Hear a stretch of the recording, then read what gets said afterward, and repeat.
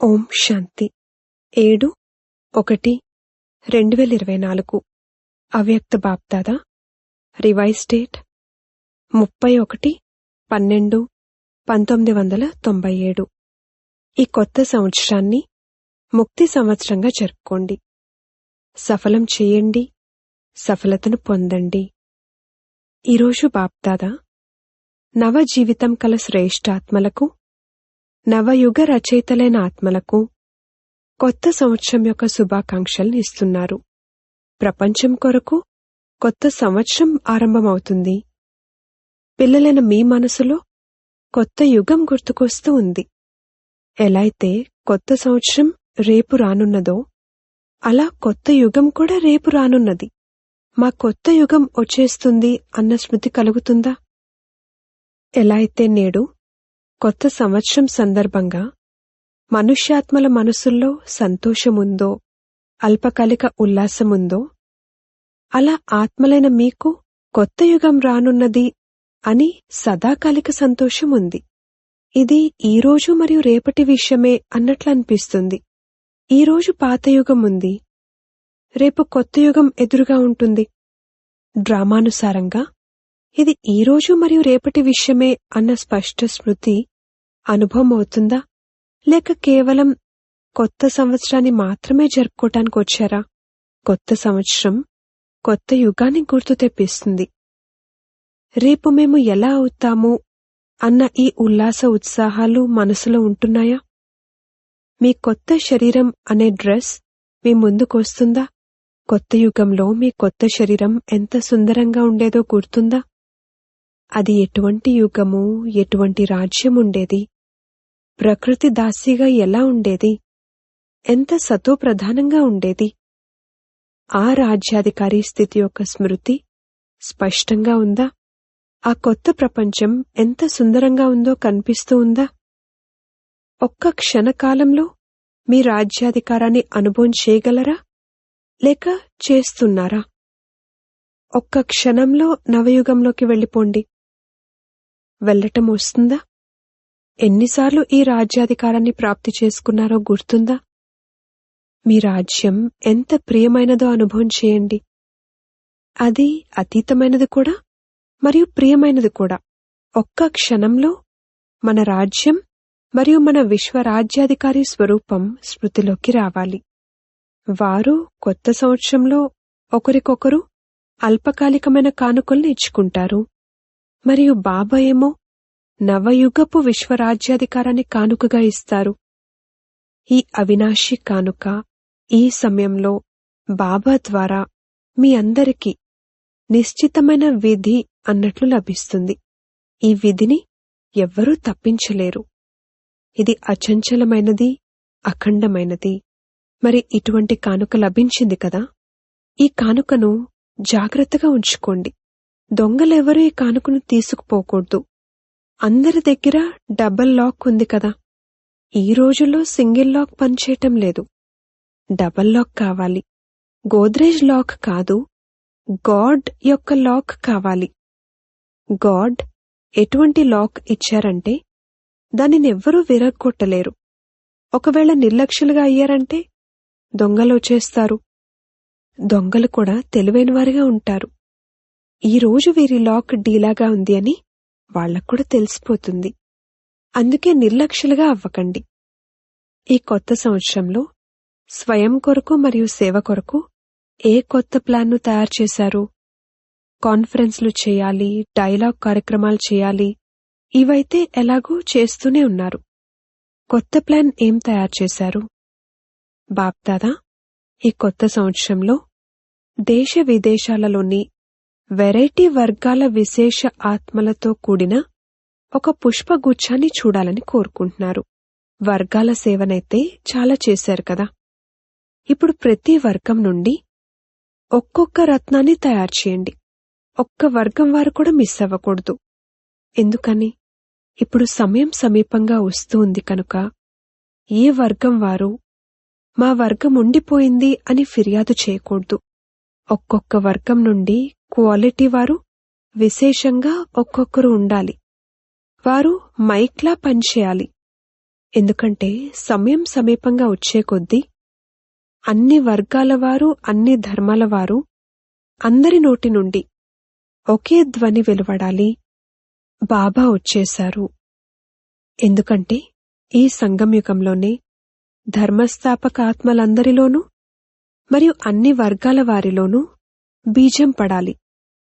వారు తమలో ఎంతటి శక్తిని నింపుకుని తీసుకువెళ్తారంటే మళ్లీ తమ తమ సమయంలో ఆ వర్గాన్ని లేక ధర్మాన్ని ఆవిష్కరించేవారిగా అవుతారు. కనుక అన్ని బీజాలను మీరే తయారు చేయాలి. వారు సమయం వచ్చినప్పుడు తమ తమ డిపార్ట్మెంట్కు నిమిత్తులుగా అవుతారు. ఎందుకంటే బీజం బాబా మరియు బ్రాహ్మణాత్మలైన మీరు కాండం. సర్వాత్మలు బీజం మరియు కాండం ద్వారానే వెలువడతారు. విదేశాల వారు కూడా మరియు ఈ దేశం వారు కూడా ఇటువంటి పుష్పగుచ్ఛాన్ని బాబా ముందుకు తీసుకురండి.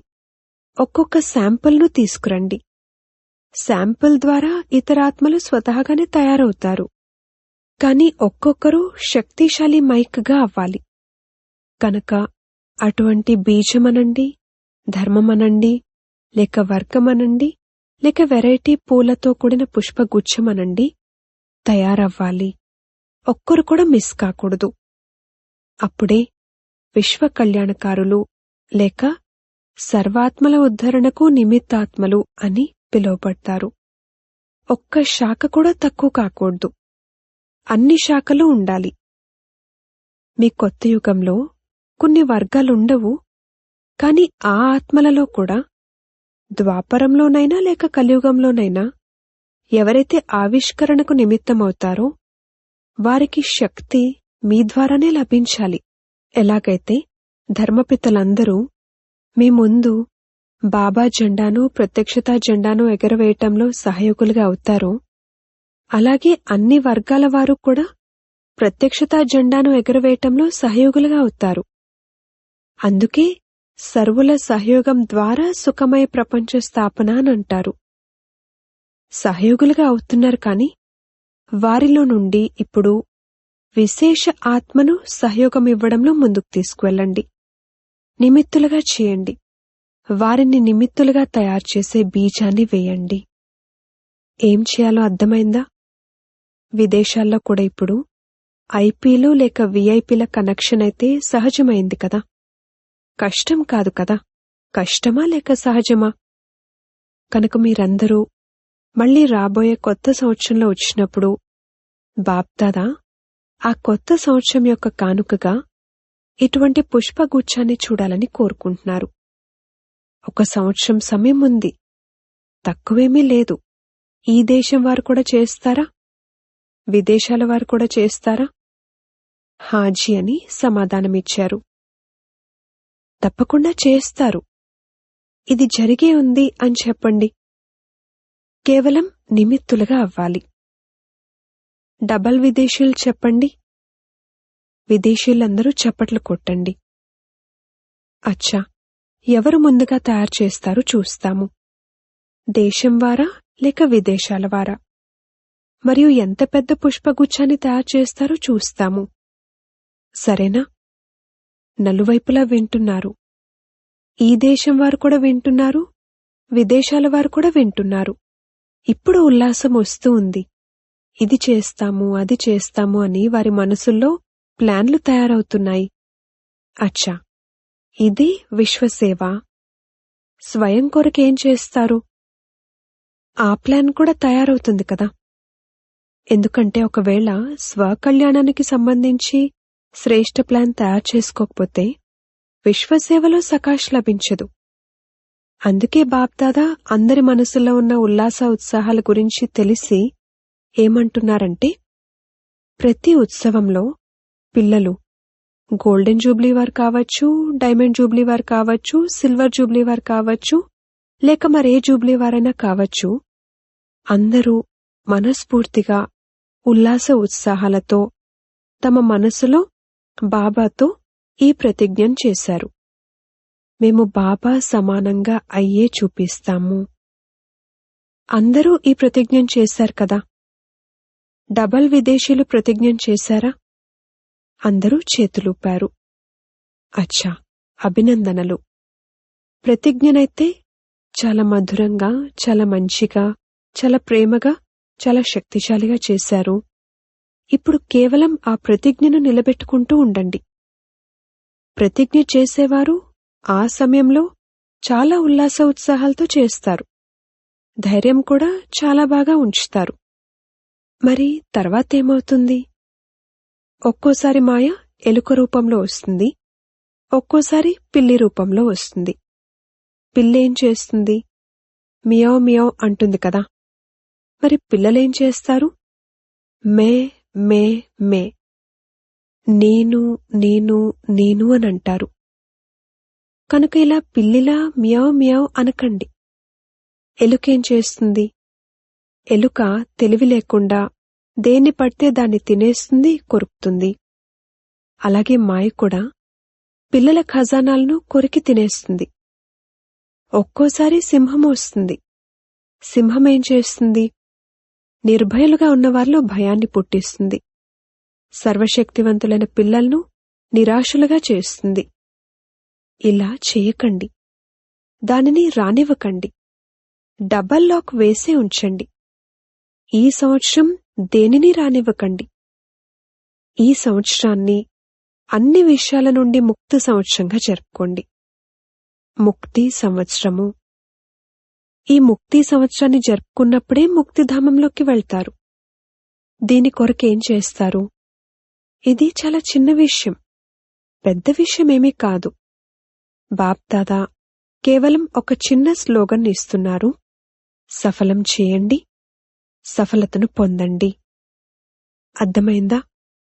సఫలం చేయండి, సఫలతను పొందండి. ఏం సఫలం చేయాలి? మీ వద్ద ఏదైతే ఉందో మీ ప్రాపర్టీ ఉంది కదా, సమయం, సంకల్పాలు, శ్వాస మరియు తనువు, మనసు, ధనం, వీటిని సఫలం చేయండి. వ్యర్థంగా పోగొట్టుకోకండి. అలాగే అవసరమైన సమయానికి పనికొస్తాయిలే అని సంభాళించి పెట్టుకోకండి. సంకల్పాలను కూడా సఫలం చేయండి. ఒక్కొక్క సంకల్పం ఇది మీ ప్రాపర్టీ. ఏ విధంగా ధనమనేది స్థూల ప్రాపర్టీనో, అలా సమయం, శ్వాస, సంకల్పాలు సూక్ష్మ ప్రాపర్టీ. ఒక్క సంకల్పం కూడా వ్యర్థంగా పోకూడదు. సఫలమవ్వాలి. మనసా సేవ ద్వారానైనా, వాచా ద్వారానైనా, కర్మల ద్వారానైనా చెక్ చేసుకోండి. ఎంత సఫలం చేసుకున్నాను, ఎంత జమ చేసుకున్నాను. అంతేకాక బాప్దాదా ఈ సంవత్సరం ఈ విశేష వరదానాన్ని ఇస్తున్నారు. సఫలం చేయండి మరియు 10 రెట్ల సఫలతను అనుభవం చేయండి. ఈ ప్రత్యక్ష ఫలాన్ని సహజంగా ప్రాప్తి చేసుకోగలరు కేవలం సత్యమైన హృదయం ద్వారా. సత్యమైన హృదయంపై భోళానాథుడైన తండ్రి చాలా సహజంగా రాజీ అవుతారు. అందుకే సఫలం చేసుకోండి. జ్ఞానధనాన్ని, శక్తుల ధనాన్ని, గుణాల ధనాన్ని ప్రతి సమయం సఫలం చేయండి. సఫలం చేయటం వస్తుందా, లేక పక్కన పెట్టడం, లేక అలా జాగ్రత్తగా అట్టే పెట్టుకోవడం బాగా వస్తుందా? అలా పక్కన పెట్టకండి, వాటిని ఉపయోగించండి. అంతా అకస్మాత్తుగా జరగనున్నది, ఎవరు రెడీగా ఉండాలి అని మీరే అంటారు కదా. మరి అటువంటప్పుడు మీ వద్ద ఏవైతే ఉన్నాయో వాటన్నింటినీ సఫలం చేసుకోండి. అవి బాప్దాదాకేమీ వద్దు, మీ కొరకు జమ చేసుకోండి. బాప్దాదా అయితే దాత, కాని సఫలం చేయటం అనగా జమ చేసుకోవటం. ఎందుకంటే బాప్దాదా సమయం అనుసారంగా జమా ఖాతాను చూశారు. పిల్లలు ప్రతి ఒక్కరి జమా ఖాతా బాప్దాదా వద్ద ఉంది. జమా ఖాతాలో ఏం చూశారు? చాలామంది పిల్లలు ఏమనుకుంటారంటే, లేక ఏమంటారంటే, మా వద్ద ఇది కూడా జమ అయింది, అది కూడా జమ అయింది. అలా జమా ఖాతాను పైకి చాలా వర్ణిస్తారు. కాని బాబా దగ్గరున్న జమా ఖాతాలో ఎవరు ఎంతెంత చెప్పారో, ఎంతెంత ఉందని అనుకుంటున్నారో దానికంటే చాలా తక్కువగా జమ అయి ఉంది. ఎందుకంటే అదే మొదటి పాఠం, నేను మరియు నాది అన్న భావం. నేను చేశాను, ఇది నా సేవ, ఇది నా కార్యం. జమ చేసుకునే సమయంలో వారు జమ చేసుకుంటున్నాను అని భావిస్తారు. కాని అది ఆటోమేటిక్గా జమ ఖాతా నుండి తొలగిపోయి వ్యర్థ ఖాతాలో జమ అవుతుంది. ఇది ఆటోమేటిక్ సూక్ష్మ మెషినరీ. బాబా చేయించారు. ఇది బాబా సేవ, నా సేవ కాదు. నేను చేశాను కాదు. వర్ణన చేయకండి. నేనిది చేశాను, నేనిది చేస్తాను, నేనది చేస్తాను. ఈ నేను అనేది ఉండకూడదు. బాబా బాబా నన్నారంటే పదమాల రెట్లు జమ అవుతుంది. అలా కాకుండా నేను నాది అని అన్నారంటే అది ట్రాన్స్ఫర్ అయ్యి వ్యర్థ ఖాతాలో జమ అయిపోతుంది. ఈ ఆటోమేటిక్ మెషినరీ చాలా వేగవంతమైనది. మీకు తెలియని కూడా తెలీదు. ఈ చెకింగ్ కూడా చాలా సత్యమైన హృదయంతో నేను అనే భావన నుండి అతీతంగా ఉంటూ చెక్ చేసుకునేవారే చేయగలరు. ఆదిరత్నాలైన మీరు ఆదిలో స్థాపనా సమయంలో వెలువడినప్పుడు, సేవలో వెలువడినప్పుడు మీలో ఏ భావం ఉండేది? ఏ మాటలు వెలువడుతూ ఉండేవి? నేను అన్న భావన ఉండేదా? బాబా బాబా నన్నారు. అందుకే బాబాకు వారసులు తయారయ్యారు. వారే ఈ రోజు సేవకు ఆద్యులుగా అయ్యారు. ఇది బాబా బాబా అని అన్నదానికి రుజువు. ఇప్పుడు బాబ్దాదా వద్దకు వారస్ క్వాలిటీ వారు చాలా తక్కువ మంది వస్తున్నారు. ఎందుకని? బాబా మరియు నేను అనే భావన మిక్స్ అయిపోతుంది, కలిసిపోతుంది. అందుకే ఈ సంవత్సరం బాబ్దాదా పెద్ద మనసుతో ఈ వరదానాన్ని ఇస్తున్నారు. ఎంత జమ చేసుకోవాలనుకుంటే అంత చేసుకోండి, చేసుకోండి, చేసుకోండి. సఫలం చేసుకోండి, సఫలతామూర్తులుగా అవ్వండి. అచ్చా, ఇప్పుడే ఉత్సవాన్ని జరుపుకున్నారు? Silver Jubilee. సిల్వర్ జూబ్లీ వారి చేతులెత్తండి. ఎవరెవరి ఉత్సవం జరిగిందో వారి చేతులెత్తండి. డబల్ ఉత్సవాన్ని జరిపారు. భారత్ వారిది కూడా, విదేశాల వారిది కూడా. మంచిది. ఈ ఉత్సవం జరుపుకోవటమనగా మీకు మీరే పక్కా ప్రతిజ్ఞ అనే స్టాంప్ను వేసుకోవటం. ఉత్సవాన్ని జరుపుకున్నారు. బాబ్దాదాకు కూడా ఈ దృశ్యం మంచిగా అనిపిస్తుంది. అలాగే ఏ సంకల్పమైతే చేస్తారో దానికి ఆల్మైటీ గవర్నమెంట్ యొక్క స్టాంప్ వేయండి. అది సదా అవినాశీగా, అచంచలంగా ఉండాలి. జరుపుకోవటం అనగా ప్రతిజ్ఞను నిలబెట్టుకోవటం. మరి ఇటువంటి దృఢమైన స్టాంప్ను వేసుకున్నారా? లేక బలహీనమైన స్టాంప్ వేసుకున్నారా? దృఢమైనది వేసుకున్నారా? ఈ సిల్వర్ జూబ్లీ కుమారులు చేతులైతే బాగా ఊపుతున్నారు. పక్కాగా జరుపుకున్నారా? మంచిది. ఈ దృశ్యాన్ని మర్చిపోవద్దు. ఎప్పుడైనా ఏదైనా బలహీనత వస్తే మీ ఈ ఉత్సవం ఫోటోను ఎదురుగా తెచ్చుకోండి. ప్రతి ఒక్కరికి ఫోటో తీస్తారు కదా, ఆ ఫోటో అందరికీ అందుతుందా? కావున ఫోటోను ఊరికే తీయడం జరగదు, ఒక ఉద్దేశంతో తీయడం జరుగుతుంది. ఫోటో ఎందుకు తీయడం జరుగుతుందంటే ఇలాంటి సమయం ఏదైనా వస్తే ఈ ఫోటోను ఎదురుగా పెట్టుకోండి. అంతేకాని అవసరమైన సమయానికి కనీసం గుర్తు కూడా రానంతగా అల్మారాలో లాక్ చేసి పెట్టుకోవటం కాదు. ఇది అన్నింటికన్నా పెద్ద కానుక. ఇది స్మృతి కలిగించే గుర్తు. అచ్చా, డబల్ విదేశీయులు ఏ అద్భుతాన్ని చేస్తారు? డబల్ విదేశీయులు ఎటువంటి అద్భుతాన్ని చేసి చూపించాలంటే భారత్కు మైక్గా తయారయ్యే ఆత్మలకు సందేశాన్ని ఇవ్వండి. ఎందుకంటే భారత్లో ఉన్న మైక్ యొక్క ప్రభావం కూడా ఉంటుంది, కానీ విదేశీ మైక్ యొక్క ప్రభావం డబల్ ఉంటుంది. కనుక డబల్ విదేశీయులు అటువంటి మైక్లను తయారు చేయాలి. చేస్తారా? రాబోయే సంవత్సరం మైక్ రావాలి. వారు వచ్చి కేవలం భాషణ చేసి వెళ్ళిపోవటం కాదు, సంబంధంలో సమీపమైన వారిగా ఉండాలి. వారు జ్ఞానయోగాలో రెగ్యులర్గా లేనప్పటికీ ఈ విషయాన్ని మాత్రం అంగీకరించాలి. అదేమిటంటే నిజంగా ఇది ఈశ్వర్య కార్యమే మరియు జీవితాన్ని ఈ విధంగానే తయారు చేసుకోవాలి. కాని నాలో ధైర్యం తక్కువగా ఉంది. ఇలా ఉన్నా కూడా అభ్యంతరం లేదు.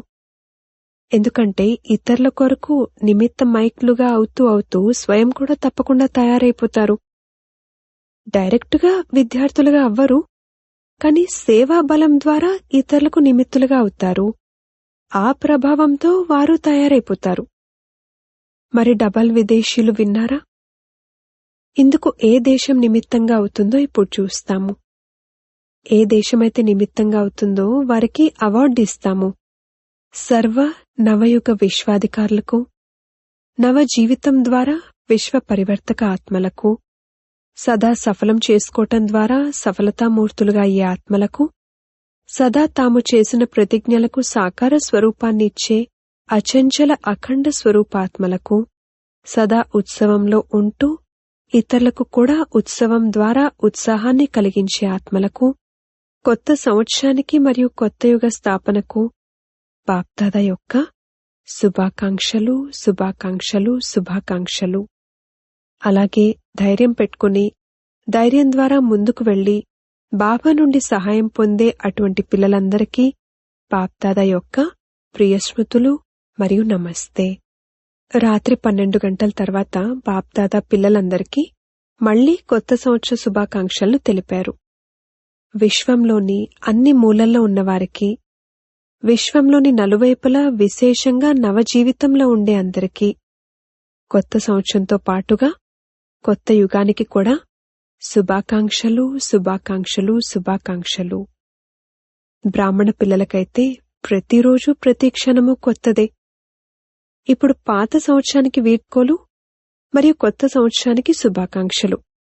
ఇలా సదా ప్రతి క్షణం ఏ సంకల్పమైతే చేస్తారో, ఏ కర్మనైతే చేస్తారో ఆ ప్రతి కర్మకు సంకల్పానికి అభినందనలు. సంపర్కంలోకి ఎవరొచ్చినా సరే వారు సదా అభినందనలు, అభినందనలు అన్న పాటనే పాడుతూ ఉండాలి. ఈ కొత్త సంవత్సరంలో మీ అందరికీ ఎవరు కలిసినా, మీతో ఎవరు తోడుగా ఉన్నా వారికి సదా సంతోషమనే దిల్కుష్ మిఠాయిని తినిపిస్తూ ఉండండి. మరియు సదా సంతోషంతో మనసుతో నాట్యం చేస్తూ ఉండండి. మరియు సేవలో అందరికీ సంతోషమనే ఖజానాను పూర్తిగా నింపి పంచుతూ ఉండాలి.